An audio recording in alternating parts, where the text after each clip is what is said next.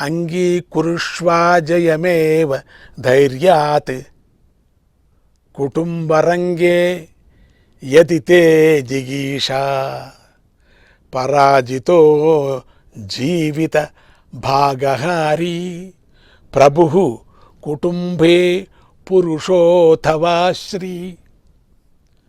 अर्थात यदि तुम परिवार रूपी रंग मंडल में सफलता पाना चाहते हो तो धैर्यपूर्वक अपनी पराजय को स्वीकार करो। प्रारंभ में पराजित होने वाला व्यक्ति पुरुष या स्त्री बाद में परिवार का स्वामी बन जाता है। जो धैर्यपूर्वक अपने हार को स्वीकार कर लेते हैं, घरेलू विषयों में वे ही सफलता को प्राप्त करते हैं। पुरुष या स्त्री को उनका अहंकार स्वीकारने नहीं देता। इसलिए व्यक्ति अपने अहंकार परित्याग कर विनम्र होकर साहसपूर्वक अपनी गलती को स्वीकार कर ले, तभी व्यक्ति विचारशील और आत्मविश्लेषण बनेगा और अपने हार से सीख लेगा। ऐसा व्यक्ति चाहे पति हो या पत्नी बाद में घर का सर्वेश्वर बन जाता है। एक सूक्ति और अच्छी तरह समझ में आने के लिए एक कथा सुनाता हूँ। एक गुरु के पास 2 शिष्य थे। गुरु ने दोनों शिष्य को समान रूप से युद्ध विद्या सिखाई। दोनों धैर्य, साहस और पराक्रम में बराबर थे। गुरु को इन दोनों में असली धैर्यशील कौन है यह पता लगाना मुश्किल हो गया, लेकिन दोनों एक ही शक्ति से है। इसलिए गुरु ने उन दोनों को अपने गुरु के पास भेजा।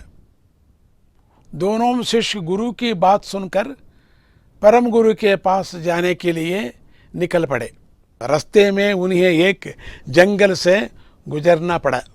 जंगल में चलते समय एक भयंकर सिंह सामने आया।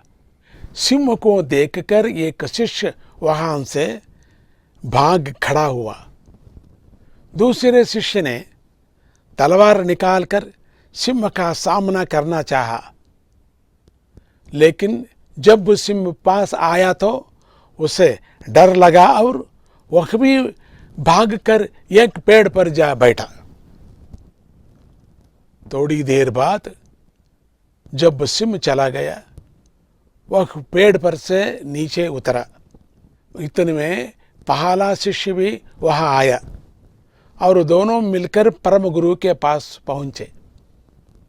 दोनों के देखकर परम गुरु ने रास्ते में घटित घटनाओं के बारे में पूछा। क्या हो गया रास्ते में, क्या हो गया आपका जंगल में? तब पहले शिष्य ने बताया, सिंह के आने के खबर दी और कहा कि अपने आप को बचाने के लिए वह वहां से भाग गया। जब गुरु जी ने दूसरे से पूछा तो उसने गुरु को झूठ बोला कि वह उस सिंह को डरा कर भगा दिया। गुरु को पता चल गया कि वह झूठ बोल रहा था, क्योंकि उस सिंह के रूप में स्वयं गुरु ही वहां आया थे। जब शिष्य को यह सच्चाई का पता चला तो उसे अपने बताए बातों पर शर्म हुआ। तब परम गुरु बोले, धैर्य 3 तरह का होता है। पहला, बिना प्राण भय के युद्ध में कूदना। दूसरा, अगर बहुत बड़ी मुश्किल सामने आ खड़ी है और तुम्हें पता है कि तुम उसका सामना नहीं कर सकते, तब एक क्षण में सोचकर निर्णय लेना और उसका अमल करना। और तीसरा धैर्य यह है सच्चाई का सामना करना। गुरु बोले तुम दोनों में पहला शिष्य ही धैर्यशील है, क्योंकि उसे पता था कि वह सिंह का सामना नहीं कर पाएगा, इसलिए तुरंत भाग गया। लेकिन दूसरा शिष्य सिंह पर वार करने के लिए खड़ा रहा और बाद में भागकर पेड़ पर चढ़ गया। लेकिन मेरे पूछना पर उसने झूठ का सहारा लिया, क्योंकि उसे डर लगा कि इससे उसकी प्रतिष्ठा में बाधा पहुंचेगी। किसी से डरना धैर्य नहीं कहलाता। युद्ध माने तलवारों से किया जाने वाला ही नहीं, बल्कि हमारे जीवन में घटित घटना जो हम कर रहे हैं वह भी युद्ध ही है। हर मन में जो हम कर रहे हैं वह भी युद्ध ही है। जो इन सब पर विजय पाता है वही धैर्यशील कहलाता है। कितनी अच्छी है ये उदाहरण का कथा।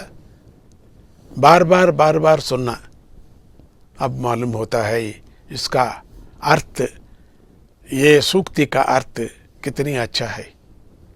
जय गुरुदत्ता, श्री गुरुदत्ता।